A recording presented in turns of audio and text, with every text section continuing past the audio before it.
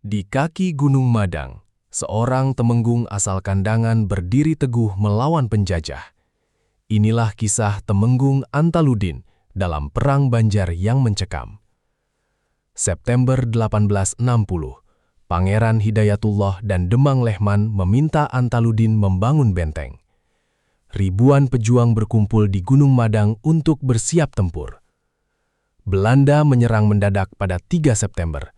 Namun, sebelum sampai ke bukit, pasukan Antaludin memberondong mereka hingga serdadu Belanda lari ketakutan. Serangan kedua datang dengan mortir. Letnan De Brauw tertembak di paha. 9 serdadu Eropa tumbang, sementara pasukan pribumi Belanda menolak bertempur. 13 September, meriam Belanda bergema. Namun, keberuntungan di pihak pejuang. Sebuah tembakan jitu menghancurkan roda meriam Belanda hingga hancur berkeping-keping. Belanda marah besar. Mereka mengirim 91 opsir elit Eropa untuk menyerang kembali.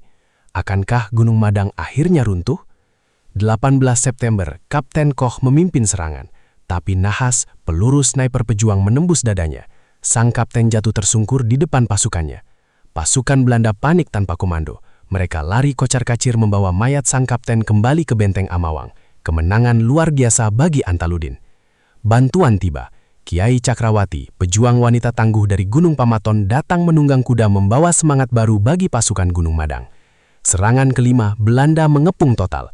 Malam yang gelap gulita berubah menjadi neraka saat Antaludin melakukan serangan balasan besar-besaran. Di tengah kekacauan malam, Antaludin dan pasukannya berhasil menyelinap keluar benteng tanpa terdeteksi, meninggalkan Belanda yang kebingungan. Pagi harinya, Belanda memasuki benteng dengan waspada, hanya untuk menemukan bangunan kosong. Strategi Antaludin benar-benar membuat Belanda malu besar. Antaludin membuktikan keberanian pejuang Banjar tak pernah padam. Teruslah mengenang sejarah kita. Jangan lupa kita doakan untuk Temenggung Antaludin. Nantikan cerita lainnya di Bang Ovi AI by Gusti Muhammad Novianor. Jangan lupa follow dan share.